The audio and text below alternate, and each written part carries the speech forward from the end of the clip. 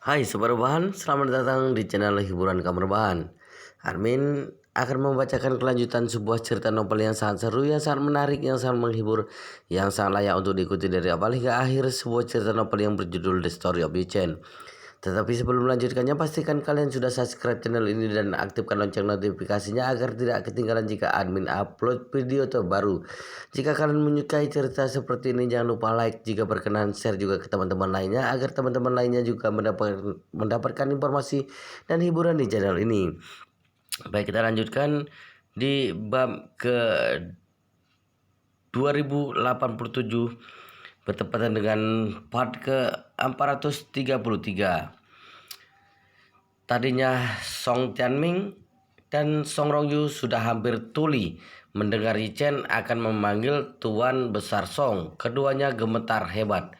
Pemikiran keduanya saat ini adalah, bukankah pria itu sudah amnesia? Dia bahkan tidak dapat menahan untuk buang air. Untuk apa Yi Chen membawanya ke sini? Hati Song Tianming goyah. Dengan putus asa dia berpikir, jangan-jangan pria tua itu telah disembuhkan. Bukankah itu berarti semuanya telah berakhir? Kemudian Paman Yu, kepala pelayan keluarga Song, berjalan menemani Tuan Besar Song memasuki ruangan. Saat ini tubuh Tuan Besar terlihat kuat, tidak seperti terkena Alzheimer. Song Tianming dan Song Rongyu semakin ketakutan. Mereka tidak bisa mengerti kenapa Tuan Besar Song yang masih berada di rumah sakit tadi pagi dan kencing celana di depan mereka kembali seperti semula sekarang. Begitu Tuan Besar Song memasuki lobi konferensi, dia menatap Song Tianming dan Song Rongyu dengan tatapan tajam. Dengan marah menegur mereka, "Brengsek, apakah kalian berpikir kalian bisa menutupi seluruh langit dengan tangan kalian? Tidak hanya berani mencelakai Wanting, kalian bahkan berani meracuniku. Apa masih ada rasa kemanusiaan dalam hati kalian?" Song Tianming sangat ketakutan. Dia berlutut di depan Tuan Besar Song, menangis dan berkata, "Ayah, aku salah. Aku pantas mati. Aku telah terobsesi. Aku sudah tahu aku salah. Tolong maafkan aku kali ini." Tuan Besar Song berteriak marah, "Maafkanmu? Kamu masih ada wajah meminta ampun padaku? Tahukah kamu dalam peraturan yang dirumuskan leluhur keluarga Song, yang kamu perbuat ini adalah kejahatan besar, sanksi mati." Song Tianming menangis dan berkata, "Ayah, aku memang melakukan kesalahan, namun itu semua karena aku tidak berdaya. Kentut." Tuan Besar Song meraung. Ia mengangkat tangannya dan menampar Song Tianming. Song Tianming memegang wajahnya dan menangis. "Ayah, coba kamu pikirkan. Aku adalah putra sulungmu, putra sulung. Menurut aturan leluhur, putra sulung harusnya mewarisi keluarga. Lalu kenapa kamu tidak membiarkan aku menjadi kepala keluarga Song? Kenapa membiarkan Song Wanting, gadis berambut pirang, menjadi kepala keluarga Song? Jika kamu membiarkan aku menjadi kepala keluarga Song, bagaimana mungkin aku melakukan kesalahan sebesar ini?" Tuan Besar Song sangat marah. Ia mengangkat tangannya dan menampar Song Tianming. "Kamu bajingan, sampai sekarang kamu masih terus mencari berbagai alasan. Jika bukan karena bantuan dari strategi Master Yi yang murah hati, Wanting sudah mati karena ulah kalian berdua. Aku juga telah diracuni olehmu menjadi Alzheimer. Apa kamu pikir kamu dapat membenarkan masalah ini?" Untuk melindungi diri sendiri, Song Rongyu menangis dan berkata pada Tuan Besar Song, "Kakek, aku mengikuti semua instruksi ayah. Dia menyuruhku melakukan semuanya. Mohon maafkan cucu kali ini." Tuan Besar Song menunjuk Song Rongyu dan menggertak, "Brengsek, tidak bertanggung jawab. Begitu masalah terungkap, mengkhianati ayah. Bagaimana bisa ada sampah sepertimu dari keluarga Song. Usai berbicara, ia menatapi kedua orang itu dan berkata dengan acuh tak acuh, "Kalian berdua adalah sampah keluarga Song. Melakukan kejahatan yang begitu serius itu harus ditindak secara hukum. Tidak ada gunanya meminta ampun." Setelah itu ia melihat Paman Yu di sampingnya dan berkata, "Tuan Yu, kamu sudah lama berada di keluarga Song. Menurutmu mereka berdua seharusnya berurusan dengan peraturan yang mana?" Paman Yu dengan tegas berkata, "Menurut peraturan yang pertama dari hukum keluarga Song, membunuh satu sama lain mendapat hukuman mati. Mencoba untuk membunuh ayah, hukuman mati." Song Rongyu hampir pingsan ketakutan. Ia menangis dan berteriak, "Kakek, saat ini adalah masyarakat yang dilindungi oleh hukum, bukan seperti masyarakat feodal saat itu. Kamu tidak berhak membunuh kami. Jika kamu membunuh kami, kamu juga tidak akan diampuni." Song Tianming juga berkata, "Ayah, jika kamu tidak ingin mengampuni kami, maka serahkan kami pada pengadilan. Biarkan pihak hakim yang mengadilinya dengan tidak peduli berapa tahun hukuman yang akan dijatuhkan. Aku akan mengakuinya." Song Tianming tahu betul bahwa jika kejahatan dia dan putranya dituntut, juga tidak mungkin dijatuhi hukuman mati. Dia berpikir dalam hati, bagaimanapun aku dan anakku tidak membunuh secara langsung. Pembunuhnya adalah orang-orang Jepang yang dicari oleh Hashimoto Shinsian. Kelak jika aku dengan rutin memberikan kompensasi kepada keluarga 3 korban itu dan mendapat pengertian dari mereka, pengadilan pasti akan meringankan sanksi kami dan menghapus kesalahan kami. Bayar 20 hingga 30 juta untuk satu keluarga. Jika tidak cukup, beri 50 juta untuk satu keluarga. Buat anggota keluarga itu bahkan dapat tersenyum sambil bermimpi. Kelak mereka akan membantu kami menengahi pengadilan. Tuan Besar Song juga tahu betul di dalam hatinya bahwa sekarang ini bukan lagi masyarakat feodal dan hukum keluarga zaman feodal sudah pasti tidak berlaku sekarang. Jadi dia juga tidak bisa menyuruh orang untuk membunuh Song Tianming dan Song Rongyu di depan begitu banyak orang. Lagi pula faktanya bahkan jika tidak mementingkan hukum, Tuan Besar Song juga tidak tega. Dia sangat membenci kedua orang ini. Namun darah keluarga Song masih mengalir di tubuh kedua orang ini. Keluarga Song memang sudah kekurangan orang. Jika benar membunuh mereka, jangankan karena tidak rela, setelah mati ia bahkan tidak ada wajah untuk menemui leluhurnya. Faktanya ini terjadi pada orang tua di seluruh dunia. Bahkan tahu bahwa anaknya sendiri adalah seekor serigala yang ganas. Dia juga rela memotong dagingnya sendiri dan memberinya pada anaknya. Bagaimana dia bisa rela membunuhnya sendiri? Tuan Besar Song sangat berat. Ia bahkan berpikir ingin menyerahkan kedua orang ini ke pengadilan saja. Membiarkan hakim memberikan sanksi penjara 10 atau 20 tahun atau bahkan selamanya. Namun dia segera teringat Yi Chen lagi. Dia berpikir dalam hatinya, kali ini Master Yi melakukan semuanya karena melihat wajah Song Wanting. Jika penangananku atas masalah ini tidak memuaskan Master Yi, bukankah itu berarti aku telah menyinggung Master Yi? Memikirkan hal ini, dia segera berbalik dan melihat ke arah Yi Chen. Dengan hormat ia berkata, "Master Yi, keluarga Song bisa terbebas dari kedua kejahatan ini. Itu semua karena berkat kamu. Jika tidak, aku Song Jingmu dan cucuku Song Wanting sudah mati. Sekarang kedua orang jahat ini sudah ada di sini. Bunuh atau tidak, itu semua tergantung keputusan dari Master Yi." Ketika Song Tianming mendengar ini, dia segera bersujud kepada Yi Chen dan menangis, "Master Yi, mohon ampun mohon ampun, serahkan saja kami pada pengadilan.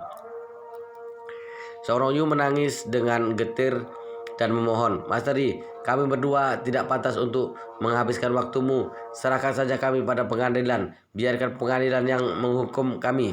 Song Rong Yu juga tahu bahwa walaupun di penjara itu menyedihkan, namun selama dia bisa hidup, itu adalah yang terbaik. Pada saat itu, dirinya dan ayahnya masih bisa menghabiskan banyak uang untuk berhubungan dengan orang dalam. Dengan begitu bisa mendapatkan perawatan khusus di penjara, maka hidupnya tidak akan terlalu menyedihkan. Yi Chen tersenyum ringan dan menatap Song Wanting. Ia berkata, Wanting, bagaimana menurutmu?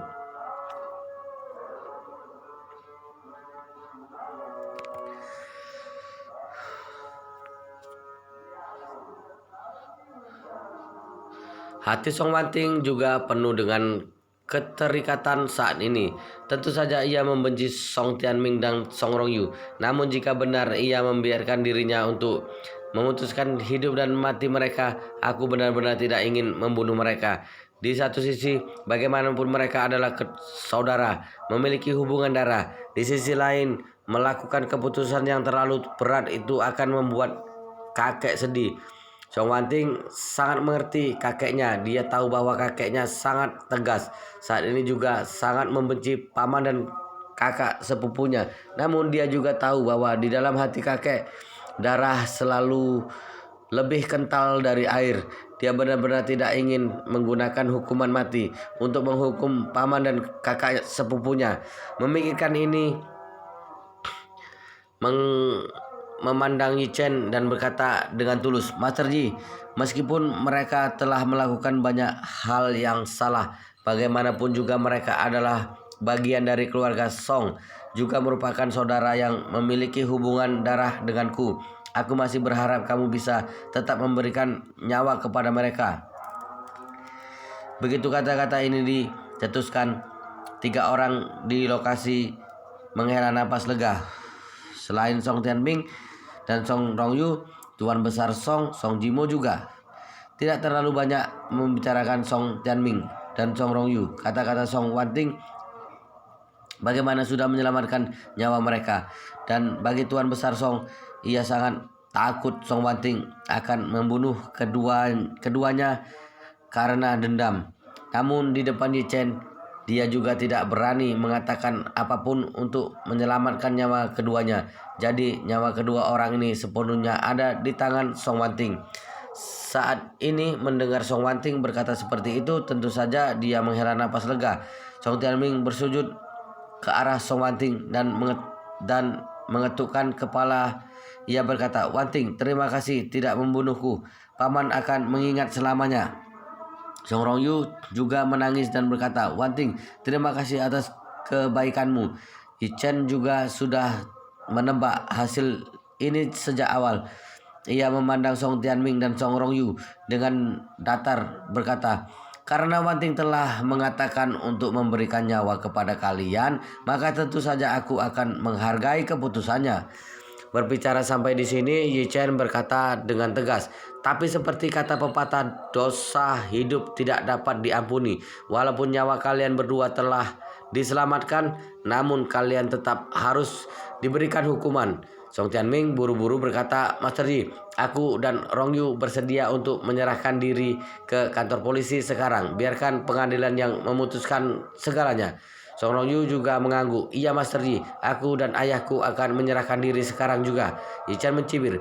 Indah sekali pemikiran kalian berdua. Membiarkan kalian berdua menyerahkan diri begitu saja. Dengan begitu tentu saja hukuman kalian akan lebih ringan. Song Tianming buru-buru berkata, Master Yi, ampuni kami. Walaupun kami menyerahkan diri sendiri, kami juga setidaknya akan diberi hukuman penjara 10 tahun. Yi Chen melambaikan tangannya. Lupakan saja, tidak perlu menyerahkan diri, tidak perlu selesaikan masalah ini dengan jalur hukum. Mendengar ini, Tuan Besar Song berkata, Master Yi, apa maksudmu? Yi Chen berkata, aku tidak percaya dengan kedua orang ini. Walaupun mengirim mereka ke penjara, mereka mungkin saja akan mengancam nyawa Wanting suatu saat nanti. Jadi aku memikirkan solusi yang lain bisa menyelamatkan nyawa mereka, juga akan mengakhiri ancaman mereka terhadap Wanting.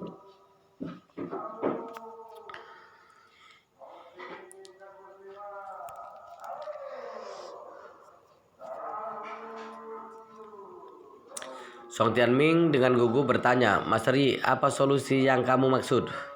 Yi Chen berkata dengan keras, Song Tianming, aku berencana mengirim kalian berdua pergi ke tempat yang asing, membuat kalian tidak dapat kembali untuk selamanya. Ketika mendengar perkataan ini, tempat yang muncul di benak Song Tianming dan Song Rongyu adalah tempat sepasang ayah dan anak keluarga Wei. Karena menyinggung Yi Chen, keduanya sekarang berada di kaki Gunung Zhangbai. Musim dingin tahun ini sangat dingin. Suhu di kaki Gunung Zhangbai adalah 20 hingga 30 derajat di bawah nol atau bahkan lebih rendah. Benar-benar tidak tahu bagaimana keduanya bertahan hingga saat ini. Memikirkan hidup yang begitu menderita di kaki Gunung Zhangbai, Song Rongyu menangis dan berkata, Master Yi, mohon ampuni kami, biarkan kami di penjara saja. Kami benar-benar tidak ingin pergi ke tempat yang dingin seperti Gunung Zhangbai. Yi Chen mencibir, tenang saja, aku tidak akan membiarkan kalian pergi ke Gunung Zhangbai. Aku punya pengaturan lain untuk kalian. Setelah itu dia berkata dengan keras, Tuan Chen, masuk. Di luar pintu, Chen Jekai segera melangkah masuk dan bertanya dengan hormat, Master Yi, apa yang ingin kamu perintahkan?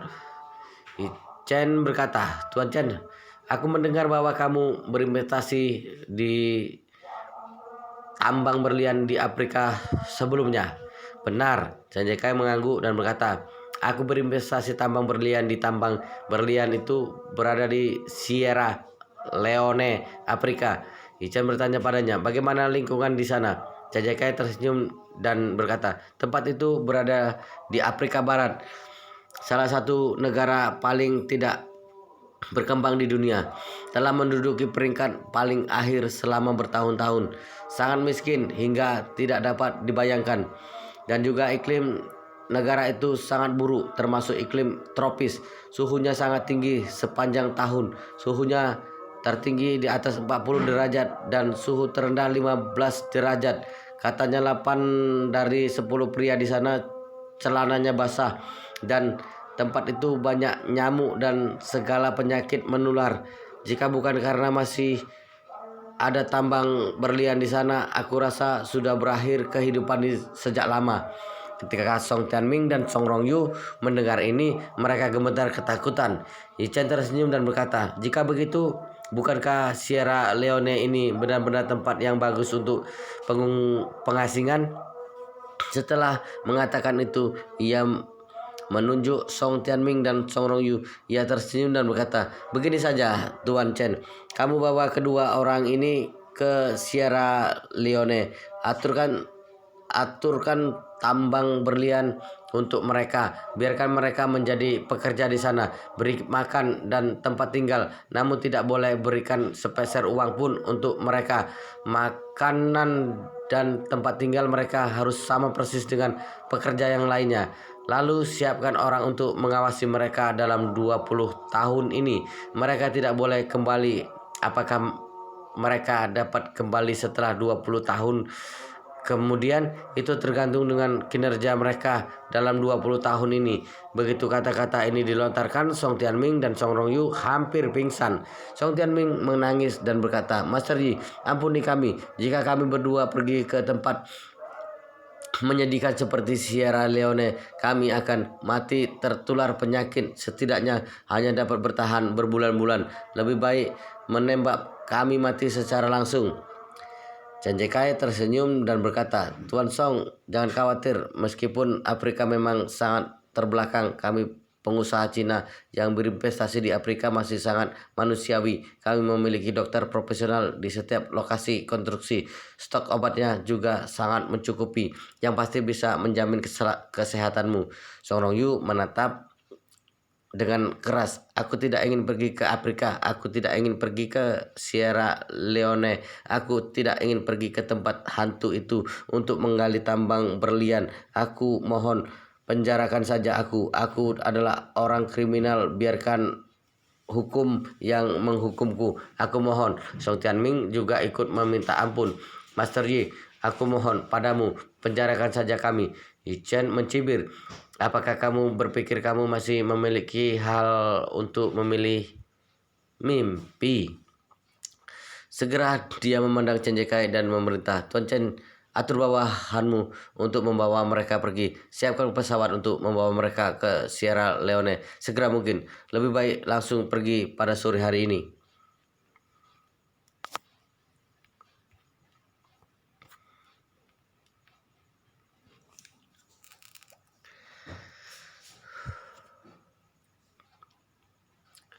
Mendengar perintah itu, Chen Jekai tanpa ragu-ragu langsung mengatakan, baik Master Yi, sekarang juga aku pergi aturkan pesawat, kirim mereka ke Sierra Leone.